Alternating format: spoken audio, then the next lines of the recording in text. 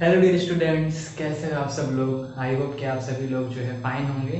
तो चलिए हम लोग कंटिन्यू करते हैं अपना chapter acid base and salt. इसके पहले के लेक्चर में हम लोगों ने एसिड बेस इन सब की डेफिनेशन पढ़ी, इंडिकेटर्स क्या होते हैं उनके बारे में जाना। तो चलिए आज हम लोग जो है एसिड को डिटेल में पढ़ेंगे और उसकी सारी केमिकल रिएक्शंस को पढ़ेंगे। तो हमने स्टार्ट किया था उस दिन टाइप ऑफ एसिड्स, तो आज वहीं से कंटिन्यू करते हैं type of acids. Type of acid. Acid कितने टाइप के होते हैं? एसिड जो होते हैं अगर हम उनको कैटेगराइज करें तो कई सारे टाइप के हो जाएंगे। उनमें जो सबसे फर्स्ट हैं जो हमको नेचर से मिलते हैं उनको हम क्या कहते हैं? Organic acid. उनको क्या बोला जाता है? Organic acid. ऑर्गेनिक एसिड क्या होते हैं? जो नेचर से प्राप्त होते हैं वो सभी ऑर्गेनिक एसिड कहलाते हैं। और ऑर्गेनिक एसिड क्या होते हैं? जनरली जो होते हैं ये वीक होते हैं। कैसे एसिड होते हैं? ये वीक एसिड होते हैं, क्योंकि नेचर कभी भी बहुत स्ट्रॉन्ग, बहुत ही हार्ड एसिड प्रोड्यूस नहीं करता। अगर हार्ड एसिड प्रोड्यूस करता तो जितने भी ऑर्गेनिज्म हैं, चूंकि एसिड का नेचर क्या होता है? कोरेसिव नेचर होता है, संक्षारक की प्रवृत्ति होती है। तो अगर किसी के भी ऊपर बहुत ही हार्ड एसिड पड़ जाएगा तो वो जो ऑर्गेनिज्म है उसकी सेल्स ही जो है धीरे धीरे करके क्या होना शुरू हो जाएंगे? डिस्ट्रॉय होना शुरू हो जाएंगी। तो इसीलिए नेचर कभी भी बहुत ही हार्ड जो है एसिड प्रोड्यूस नहीं करता।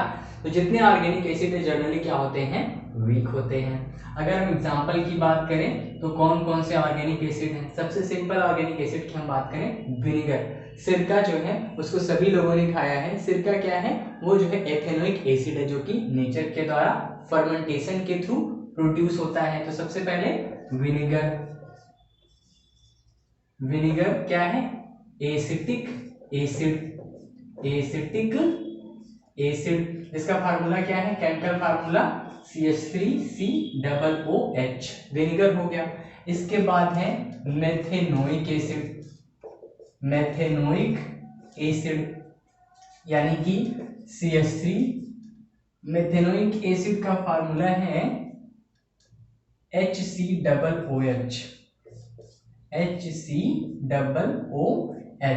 जो मेथेनोइक एसिड होते हैं वो मधुमक्खी के डंक में प्रेजेंट होते हैं। जब मधुमक्खी किसी को काटती है तो उसके डंक से मेथेनोइक एसिड जो है निकलता है, जिसके वजह से उसको जो है बर्निंग सेंसेशन लगता है, उसको जो है उसको जलन होने लगती है। तो मेथेनोइक एसिड हो गया। इसके अलावा ये जो मेथेनोइक एसिड है एक प्लांट है, नीटेल नाम का एक प्लांट है जो कि पहाड़ी क्षेत्रों में मिलता है।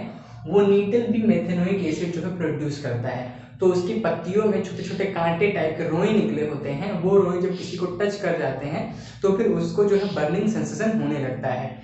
तो उसमें जो है कौन सा एसिड प्रेजेंट होता है? उसमें मेथेनोइक एसिड प्रेजेंट होता है। लेकिन नेचर ने क्या किया है? उन्हीं पौधों के बगल एक डाक नाम के पौधे, वो भी जो है वहां पे प्रेजेंट होते हैं। तो अगर किसी को जो है नीटेल पौधे की पत्तियां टच हो जाती हैं तो उसको जो है डार्क पौधे का यूज करना चाहिए। वो तुरंत ही क्या करती है? तुरंत ही उसको रिलीफ दिला देती है उस बर्निंग सेंसेशन से। तो नेचर के पास खुद से ही जो है एसिड को न्यूट्रलाइज करने के लिए जो है बेस प्रेजेंट है, मेथेनोइक एसिड HCOOH।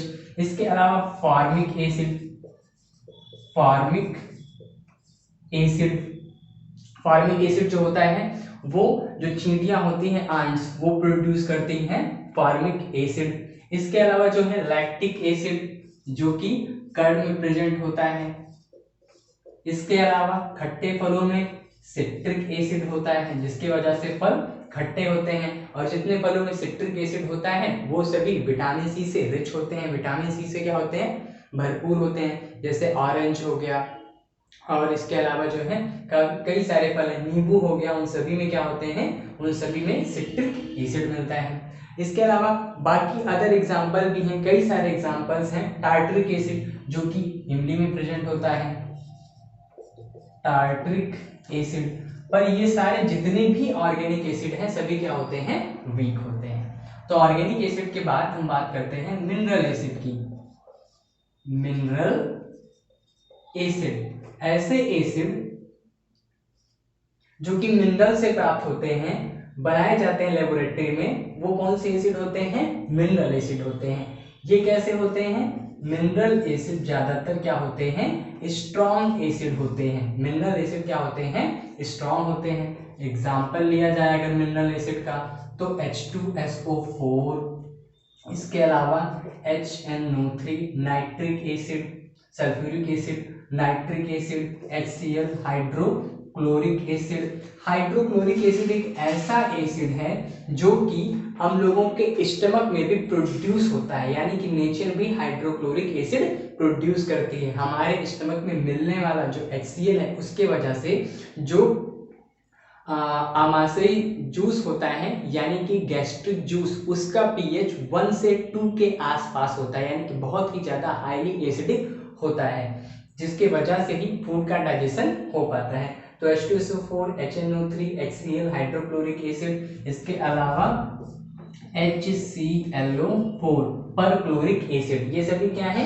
ये सभी जो है मिनरल एसिड है जो कि मिनरल से प्राप्त होते हैं। तो ऑर्गेनिक एसिड वीक हो गए और जो मिनरल एसिड होते हैं वो स्ट्रॉन्ग होते हैं। और अगर इनको डाइल्यूट कर दिया जाए तो डाइल्यूट करने के बाद ये एसिड वीक एसिड की तरह ही बिहेव करते हैं और कुछ एसिड जो है वो पहले से ही वीक होते हैं। तो organic acid and mineral acid. इसके बाद हम बात करते हैं स्ट्रॉन्ग एसिड की। स्ट्रॉन्ग एसिड क्या होते हैं? ऐसे एसिड जिनका पीएच लगभग 3 के नीचे रहता है वो सभी स्ट्रॉन्ग एसिड की कैटेगरी में आते हैं। काफी सारे एसिड अगर कंसंट्रेट अवस्था में होते हैं, कंसंट्रेटेड होते हैं, तो वो सभी स्ट्रॉन्ग एसिड की तरह बिहेव करते हैं। जैसे कि H2SO4 स्ट्रॉन्ग एसिड है, HCl भी स्ट्रॉन्ग एसिड है, HClO4 ये काफी ज्यादा स्ट्रॉन्ग एसिड है। ऐसे ही bromic acid, hydrogen bromide HBr, iodic acid HI, ये सभी जो है क्या है? ये सभी जो है स्ट्रॉन्ग एसिड की कैटेगरी में आते हैं। इनका पीएच लगभग 3 के नीचे होता है। स्ट्रॉन्ग एसिड के बाद अब हम बात करते हैं वीक एसिड की। ऐसे एसिड जिनका पीएच 3 से थोड़ा ज्यादा पर 7 से कम होता है वो सभी वीक एसिड की कैटेगरी में आते हैं। जैसे कि एसिटिक एसिड CH3COOH, इसके अलावा जो है carbonic acid H2CO3, carbonic acid, जब वाटर में CO2 गैस डिसॉल्व होती है तो कौन सा एसिड बनता है? कार्बोनिक एसिड बनता है। ये भी जो है वीक एसिड है। CH3COOH, H2CO3, इसके अलावा हाइड्रोजन साइनाइड, और इसके अलावा जो है H2S, ये भी जो है क्या है? वीक एसिड है। और अगर हम वीक एसिड की बात कर रहे हैं तो H3PO4, ये भी क्या है? ये भी जो है वीक एसिड है। तो ये जो है क्वेश्चन बोर्ड में अक्सर पूछा जाता है कि 2 स्ट्रॉन्ग एसिड या 2 वीक एसिड के नाम लिखिए। तो यहाँ पर हम लोगों ने काफी सारे एग्जांपल्स जो है स्ट्रॉन्ग एसिड और वीक एसिड के देखे। तो हम लोगों ने टाइप ऑफ एसिड जो है पढ़ लिया है।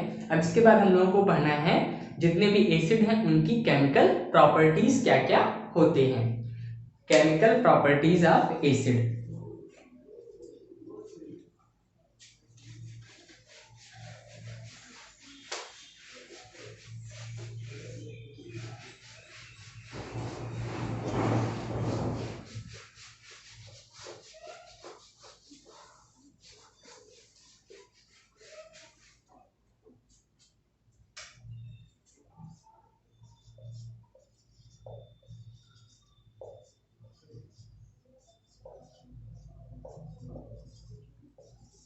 Chemical properties of acid. Acid की कौन कौन सी केमिकल प्रॉपर्टीज हैं? तो कुछ प्रॉपर्टीज के बारे में हम लोगों ने पहले ही पढ़ लिया है कि जो एसिड होते हैं वो कैसे होते हैं, सॉर होते हैं, खट्टे होते हैं। एसिड क्या करते हैं? वो ब्लू लिटमस को रेड लिटमस में कन्वर्ट कर देते हैं। तो इसके अलावा आगे हम कुछ और केमिकल प्रॉपर्टीज ऑफ एसिड की बात करते हैं। अगर हम फर्स्ट बात करें जो एसिड होते हैं उनका रिएक्शन की बात अगर हम कर रहे हैं तो एसिड की रिएक्शन अगर हम मेटल से कराते हैं तो क्या होता है? तो सबसे पहले रिएक्शन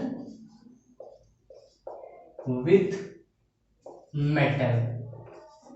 जो मेटल होते हैं वो क्या होते हैं? मेटल जो है उनको कहा जाता है जो अपने इलेक्ट्रॉन को डोनेट कर सकते हो, यानी कि इजीली जो ऑक्सीडाइज हो सकते हैं उन्हीं को ही क्या कहते हैं? मेटल कहते हैं। जैसे सोडियम के आउटर मोस्ट शेल में एक इलेक्ट्रॉन एक्स्ट्रा है, अगर वो इलेक्ट्रॉन बाहर निकल जाएगा तो सोडियम जो पॉजिटिव होगा उसका इलेक्ट्रॉनिक कॉन्फ़िगरेशन 2 8 हो जाएगा, यानी कि उसके आउटर मोस्ट शेल में 8 इलेक्ट्रॉन कंप्लीट हो गए।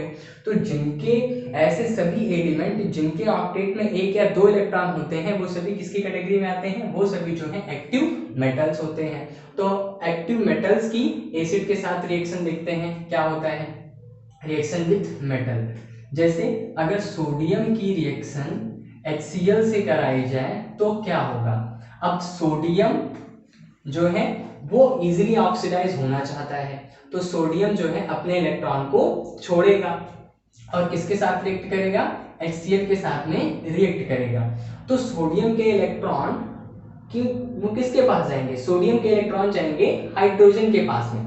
तो यहां पर जो प्रोडक्ट बनेगा वो बनेगा NaCl प्लस हाफ H2, यानी कि जो मेटल्स होते हैं वो एसिड के साथ रिएक्ट करके साल्ट बनाते हैं और इसके अलावा क्या प्रोड्यूस करते हैं, हाइड्रोजन गैस प्रोड्यूस करते हैं। तो रिएक्शन विथ मेटल में क्या होगा, they produce salt, they produce salt, और इसके अलावा क्या प्रोड्यूस करेंगे, साल्ट के अलावा जो है ये हाइड्रोजन गैस प्रोड्यूस करेंगे।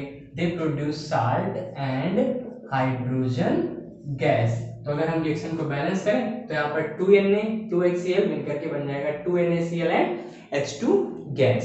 इसके अलावा काफी सारी मेटल्स ऐसी भी हैं जो कि क्या करती हैं, एसिड के साथ में रिएक्ट नहीं करती।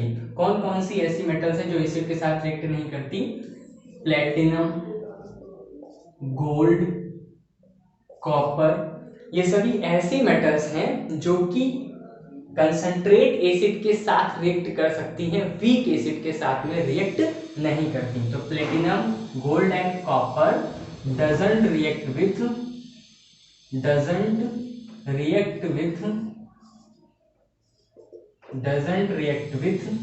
वीक या फिर डाइल्यूट एसिड। ये डाइल्यूट एसिड के साथ में ये सारी जो मेटल्स होती हैं रिएक्ट नहीं करती हैं, लेकिन इसमें से प्लेटिनम और जो गोल्ड है ये सभी एक्वा रेजिया के साथ में रिएक्ट करती हैं। एक्वा रेजिया क्या है ये अभी हम लोग आगे पढ़ेंगे। तो मेटल के साथ रिएक्ट करके ये क्या प्रोड्यूस करती हैं, साल्ट प्रोड्यूस करते हैं और H2 गैस प्रोड्यूस करते हैं। इसके बाद अगर हम बात करें और भी एग्जांपल लेते हैं, Zn प्लस H2SO4, यहाँ पे प्रोडक्ट क्या बनेगा, ZnSO4 प्लस H2 गैस जो है वो बाहर निकल जाएगी। इस रिएक्शन में हो क्या रहा है, इन दोनों की रिएक्शंस में क्या होता है, अगर हम सोडियम और हाइड्रोजन को अगर हम मेटल और हाइड्रोजन को कंपेयर करें तो जो मेटल है वो हाइड्रोजन से पहले ऑक्सीडाइज होना चाहता है, यानी कि इलेक्ट्रॉन छोड़ने की टेंडेंसी रखता है। तो अगर कोई एलिमेंट अपने इलेक्ट्रॉन को छोड़ रहा है तो दूसरे किसी एलिमेंट को लेना ही पड़ेगा। अब SO4 तो हमेशा नेगेटिव के फॉर्म में है, तो इलेक्ट्रॉन ले कौन सकता है, इलेक्ट्रॉन जो है चूंकि वो H पॉजिटिव है, प्रोटॉन जो है उन इलेक्ट्रॉनों को ले सकते हैं। तो जब जिंक जो है ऑक्सीडाइज होगा, जिंक ने 2 इलेक्ट्रॉन छोड़ करके वो Zn2 पॉजिटिव और 2 इलेक्ट्रॉन उसने बनाए। अब ये 2 इलेक्ट्रॉन जो होंगे, ये दोनों इलेक्ट्रॉन 2H प्लस प्रोटॉन के साथ मिलकर के क्या बना लेंगे, H2 गैस जो है बना लेंगे। तो हमेशा क्या होता है, जब भी किसी मेटल की किसी एसिड के साथ रिएक्शन होती है तो मेटल चूंकि हाइड्रोजन से ज्यादा एक्टिव है वो पहले ऑक्सीडाइज होगी और उसके इलेक्ट्रॉन हाइड्रोजन को रिड्यूस करके H2 गैस का फॉर्मेशन कर देंगे, यानी कि क्या क्या बनेगा, साल्ट बनेगा और इसके अलावा जो है हाइड्रोजन गैस बाहर निकलेगी। साल्ट कहां से बना, जिंक 2 पॉजिटिव इस एसिड के नेगेटिव पार्ट यानी कि एनायन के साथ मिलकर के उन्होंने क्या बना लिया, साल्ट बना लिया, Zn2 प्लस और SO4 2 माइनस मिलकर के बन गया ZnSO4। सेम ऐसे sodium positive Cl negative NaCl बन गया और जो H प्लस था उसने जो है सोडियम के इलेक्ट्रॉन को लेकर के H2 गैस इवॉल्व हो गई। तो मेटल के साथ किसी भी एक्टिव मेटल के साथ अगर एसिड की रिएक्शन होगी तो साल्ट बनेगा और मोस्ट इंपॉर्टेंट थिंग क्या है कि H2 गैस बाहर निकलेगी। तो रिएक्शन विथ मेटल हम लोगों ने पढ़ा। इसके बाद हम बात करते हैं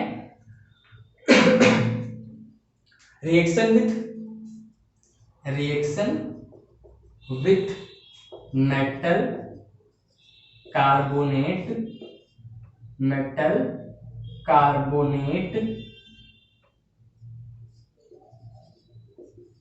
and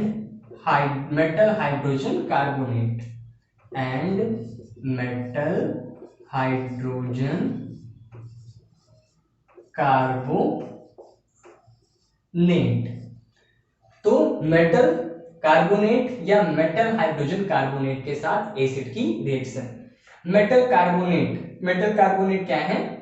मेटल जब H2CO3 कार्बोनिक एसिड के साथ रिएक्ट करता है तो क्या बनता है? मेटल कार्बोनेट बनता है। और मेटल जब H2CO3 के साथ रिएक्ट करता है तो अगर केवल जो है उसका एक इक्विवेलेंट ही रिएक्ट करता है तो मेटल हाइड्रोजन कार्बोनेट बनता है।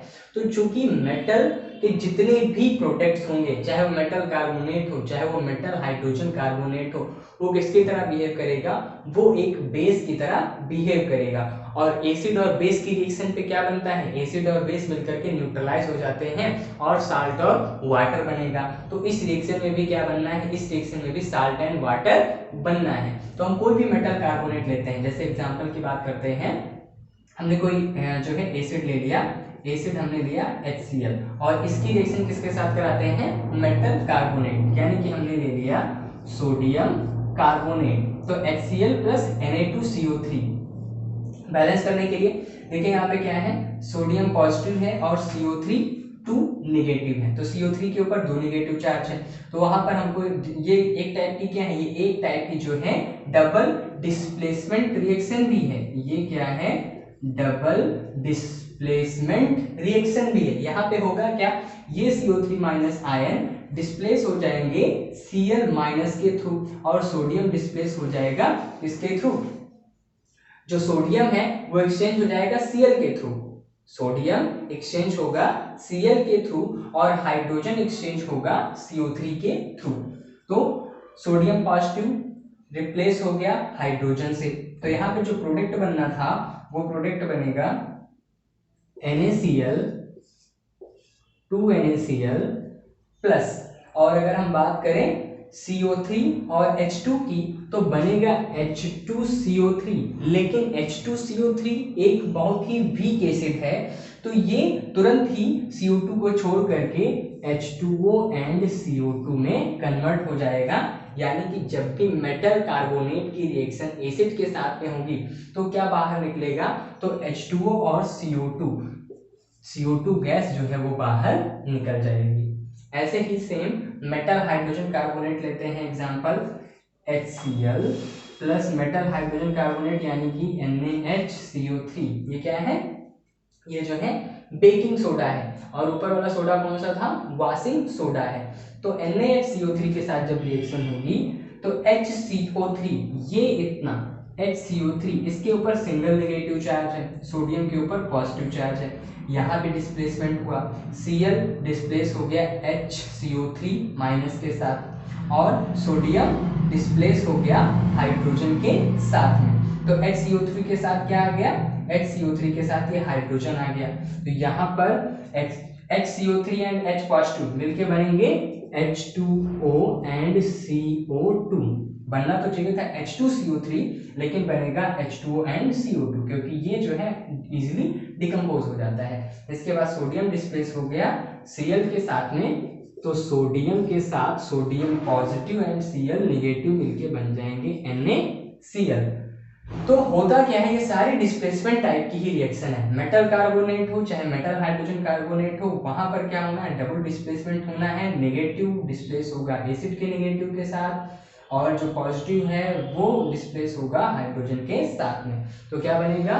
और H2CO3 बनना चाहिए था लेकिन वो डिकम्पोज होकर के H2O एंड CO2 गैस देगा। तो इस तरह से मेटल कार्बोनेट और मेटल हाइड्रोजन कार्बोनेट की रिएक्शन होती है। और क्या प्रोडक्ट बनता है? जो प्रोडक्ट होता है वो होता है salt plus water plus CO2 gas जो है बाहर निकल जाती है। तो ऐसे जितने भी मेटल कार्बोनेट और मेटल हाइड्रोजन कार्बोनेट होंगे वो सभी इसी टाइप से रिएक्शन देंगे। नेक्स्ट अब हम बात करते हैं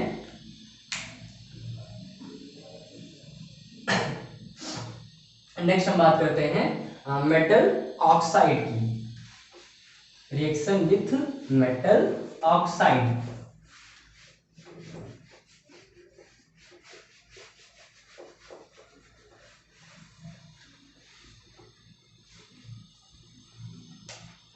रिएक्शन विथ मेटल ऑक्साइड,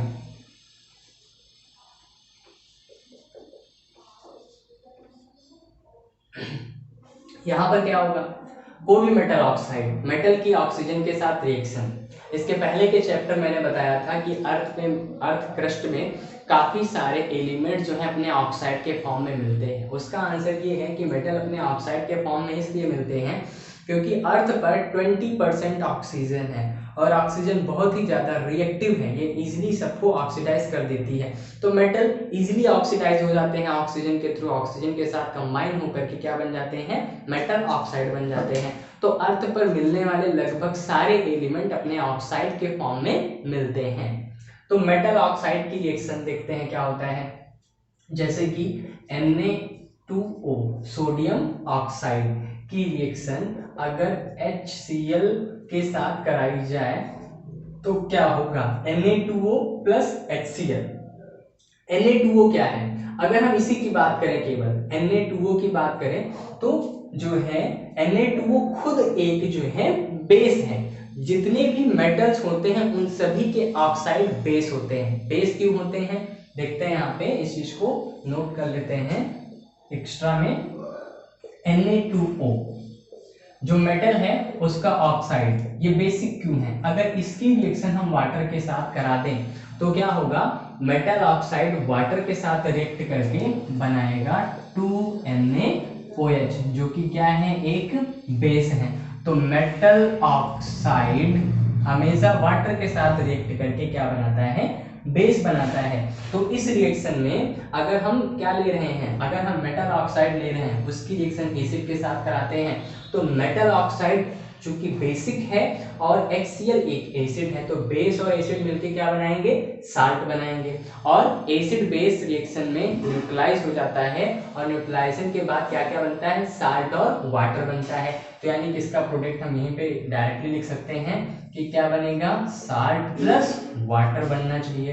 तो रिएक्शन करा के देखते हैं, Na2O प्लस HCl, दो सोडियम को डिस्प्लेस करने, दो सोडियम अगर पॉजिटिव हैं Na2O का मतलब क्या हो गया, 2 सोडियम पॉजिटिव। अब 2 सोडियम पॉजिटिव को न्यूट्रलाइज करने के लिए कितने नेगेटिव आयन चाहिए, 2 नेगेटिव आयन चाहिए, क्योंकि Cl माइनस, तो यहाँ पे 2 Cl माइनस चाहिए, तो यहाँ पे हमने क्या कर लिया, 2 HCl कर लिया। अब प्रोडक्ट क्या बनेगा, 2Na पॉजिटिव 2 Cl नेगेटिव बन गया 2NaCl। क्या बचा है, हाइड्रोजन कंबाइन होगा ऑक्सीजन के साथ में और क्या फॉर्म होगा, वाटर। तो बन गया साल्ट और वाटर। मेटल ऑक्साइड चूंकि बेसिक होते हैं वो एसिड के साथ रिएक्ट करके साल्ट और वाटर बनाएंगे। और भी एग्जांपल ले लेते हैं, CaO प्लस H2SO4, तो कैल्शियम 2 पॉजिटिव SO4 2 नेगेटिव, ये दोनों मिलकर के पॉजिटिव नेगेटिव मिलकर के क्या बना लेंगे, CaSO4। यहां से 2 हाइड्रोजन 1 ऑक्सीजन, क्या बन जाएगा, वाटर। तो salt, calcium sulphate plus water. Metal oxide acid के साथ रिएक्ट करके साल्ट और वाटर बनाते हैं। चलिए बात करते हैं फोर्थ टाइप के रिएक्शन की, फोर्थ टाइप की रिएक्शन की।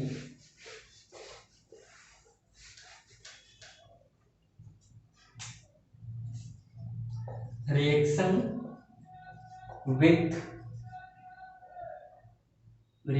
With alkalis.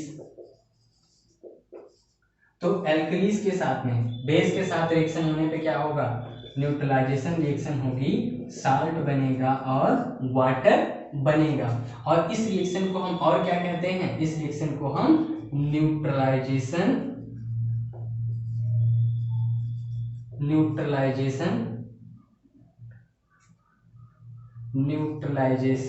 रिएक्शन भी कहते हैं।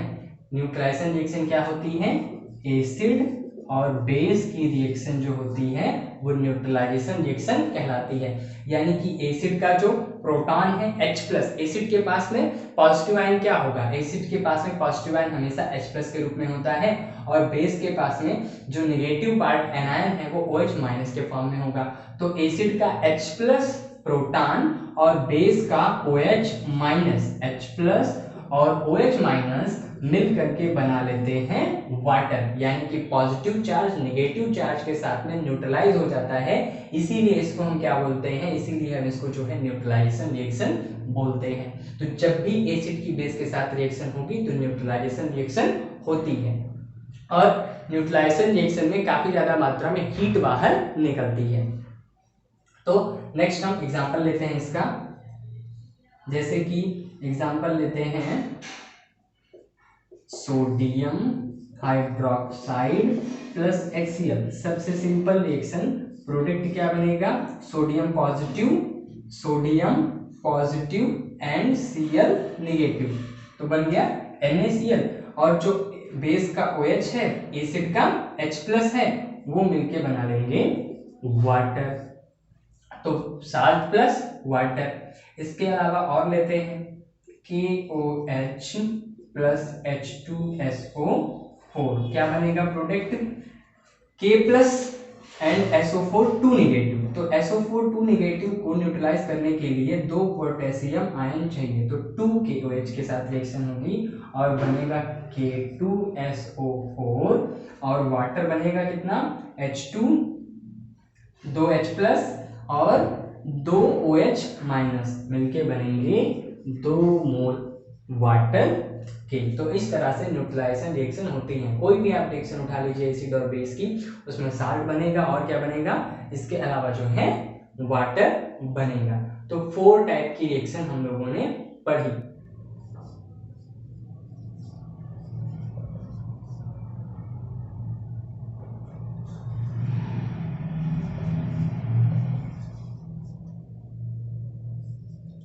Corrosive nature of acid, acid जब स्किन के ऊपर पड़ जाते हैं तो बर्निंग सेंसेशन होता है। अगर एक्सीडेंटली वो कपड़ों के ऊपर गिर जाते हैं तो कपड़ों में होल हो जाते हैं। तो ये सब जो है क्या है, ये सभी जो है एसिड के कोरोसिव नेचर के वजह से होता है। और कोरोसिव नेचर जो है मिनरल एसिड की वजह से होता है, क्योंकि मिनरल एसिड क्या होते हैं, वो स्ट्रांग होते हैं। तो स्किन के ऊपर पड़ने पर वो क्या प्रोड्यूस करते हैं, बर्निंग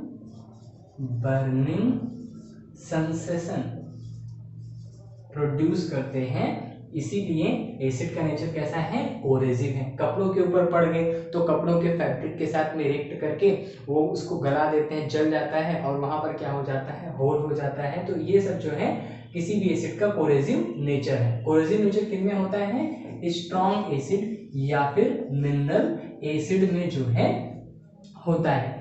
इसीलिए एसिड को जो है मेटल के कंटेनर में भी स्टोर नहीं करते, क्योंकि मेटल के साथ एसिड रिएक्ट करेगा, साल्ट बनाएगा और इसके बाद में हाइड्रोजन गैस बाहर निकल जाएगी, तो जिसकी वजह से मेटल का भी कोरिजन हो जाता है। तो मेटल का कोरिजन हो जाने की वजह से एसिड को जो है मेटल के बने कंटेनर में नहीं रखते हैं, बल्कि उसको ग्लास के बने कंटेनर, शीशे के बने कंटेनर में रखा जाता है, क्योंकि ये ग्लास के साथ में रिएक्ट नहीं करता है। लेकिन HF है, फ्लोरिक एसिड, ये ऐसा एसिड है जो कि ग्लास के साथ भी रिएक्ट कर जाता है, ग्लास को भी ये गला देता है। तो HF कैसा एसिड है, HF जो है ये डिसॉल्व कर देता है, डिसॉल्व ग्लास, ये ग्लास शीशे को भी क्या कर सकता है, डिसॉल्व कर सकता है। ये बात आप लोग याद रखिएगा। तो corrosive nature, strong acid show करते हैं स्किन के ऊपर, बर्निंग सेंसेशन प्रोड्यूस करते हैं और इसके अलावा मेटल का भी कोरिजन करते हैं। तो कोरोसिव नेचर के बाद नेक्स्ट हम बात करते हैं conduction of electricity, conduction of electricity. चूंकि एसिड को जब वाटर में डिसॉल्व करते हैं तो एसिड के पास में प्रोटॉन है, H+ है, और उसके पास में क्या है, एनायन है, यानी कि पॉजिटिव को छोड़ करके जो भी नेगेटिव चार्ज बचा एनायन है। तो एसिड के पास में क्या क्या है, एसिड के पास में पॉजिटिव चार्ज भी और नेगेटिव चार्ज भी है, आयंस के फॉर्म में प्रेजेंट है। अब जिनके भी पास में जिस भी एक्वस सॉल्यूशन में क्या होंगे, जिस भी एक्वस सॉल्यूशन में चार्ज होगा, आयन होगा, वो सभी क्या करते हैं, इलेक्ट्रिसिटी कंडक्ट करते हैं। तो कंडक्शन ऑफ इलेक्ट्रिसिटी, तो इनका aqueous solution of acid, aqueous solution of acid conduct electricity because they have ions, इनके पास आयंस होता है जिसकी वजह से इलेक्ट्रिसिटी को कंडक्ट करते हैं। नेक्स्ट हम बात करते हैं कंडक्शन ऑफ इलेक्ट्रिसिटी के बाद में कि जो है एसिड जो होते हैं वो एसिडिक बिहेवियर केवल वाटर के प्रेजेंस में ही शो करते हैं, वाटर के अब्सेंस में एसिड जो होते हैं वो एसिडिक बिहेवियर नहीं शो करते। ये बहुत ही इंटरेस्टिंग बात है और इसका रीजन क्या है जानने की कोशिश करते हैं, नोट कर लेते हैं इस बात को। Acid does not show acidic behaviour in absence of water। अगर वाटर absent है तो एसिड जो है वो एसिडिक बिहेवियर शो नहीं करेगा। क्यों नहीं शो करेगा? क्योंकि हम लोगों को पता है कि एसिड जो होते हैं वो वाटर में डिजॉल्व करने पर प्रोटॉन देते हैं, यानी कि जिनके भी पास प्रोटॉन है वो सभी क्या है, एसिड हैं। तो अगर हम ड्राई HCl की बात करें, ड्राई HCl में क्या है, ड्राई HCl में हाइड्रोजन और क्लोरीन ये दोनों कोवैलेंट बॉन्ड से जुड़े हुए हैं और इसके अलावा इनके बीच में कोई फोर्स नहीं लग रही है। तो हाइड्रोजन और क्लोरीन के इलेक्ट्रॉन आपस में शेयर्ड हैं, एक इलेक्ट्रॉन हाइड्रोजन के पास में है, एक इलेक्ट्रॉन क्लोरीन के पास में है। तो क्या होता है, किसी के भी पास कोई कंप्लीटली चार्ज नहीं है, हाइड्रोजन के ऊपर भी थोड़ा सा पॉजिटिव चार्ज है और क्लोरीन के ऊपर जो है थोड़ा सा नेगेटिव चार्ज है, क्योंकि क्लोरीन इलेक्ट्रोनेगेटिव है, बॉन्ड के इलेक्ट्रॉनों को, कोवेलेंट बॉन्ड के इलेक्ट्रॉनों को अपनी तरफ खींचने की कोशिश करता है बट कंप्लीटली खींच नहीं पाता। और हाइड्रोजन के पास से इलेक्ट्रॉन क्लोरीन की तरफ थोड़ा सा शिफ्ट हो रहे होते हैं, जिस वजह से हाइड्रोजन के ऊपर पॉजिटिव चार्ज है। तो इसके पास में प्रोटॉन है ही नहीं, क्योंकि ये दोनों तो अभी जुड़े हुए हैं, हाइड्रोजन और क्लोरीन एक दूसरे से कोवेलेंट बॉन्ड से जुड़े हुए हैं, तो ये एसिडिक बिहेवियर नहीं शो करेगा। लेकिन अगर इसी HCl को वाटर में डिसॉल्व कर दिया जाए तो क्या होगा, ये जो है रिएक्ट कर लेगा और रिएक्ट करके बनाएगा H3O positive and Cl negative. अब ये एसिड की तरह बिहेव करेगा क्योंकि HCl ने अपने प्रोटॉन को वाटर को दे दिया है। तो ऐसे सभी सब्सटेंसेस जो प्रोटॉन रखते हैं वही एसिड होते हैं। ड्राई फॉर्म में HCl के पास में कोई प्रोटॉन नहीं, क्योंकि जो हाइड्रोजन है वो क्लोरीन के साथ में कोवैलेंटली जुड़ा हुआ है। लेकिन वाटर में मिक्स होने के बाद में यही हाइड्रोजन अलग होकर के वाटर के साथ जुड़ करके हाइड्रोनियम आयन बनाता है और एसिड की तरह बिहेव करता है। इसका रीजन क्या है कि ये प्रोटॉन वाटर के प्रेजेंस में ही अलग होते हैं। होता क्या है, जब HCl को वाटर में डिसॉल्व किया जाता है तो वाटर का जो डाइलेक्ट्रिक कांस्टेंट है वो 80 है। तो ये क्या करता है, डाइलेक्ट्रिक कांस्टेंट 80 होने का मतलब ये है कि वाटर किसी भी पोलर मॉलिक्यूल, HCl क्या है, पोलर मॉलिक्यूल है, वाटर खुद पोलर है, तो पोलर मॉलिक्यूल के बीच में लगने वाले फोर्स को 80 टाइम तक वीक कर देता है। यानी कि स्टार्टिंग में अगर फोर्स F लग रही है तो आफ्टर डिसॉल्विंग इन वाटर, अगर हम इसको वाटर में डिसॉल्व कर देते हैं तो फोर्स कितनी हो जाएगी, अब F जो है हो जाएगी F/80, यानी कि 80 टाइम तक फोर्स जो है वीक हो जाएगी। तो जब HCl को वाटर में डिसॉल्व किया गया तो इनके बीच में जो फोर्स लग रहा था वो 80 टाइम तक कम हो गया।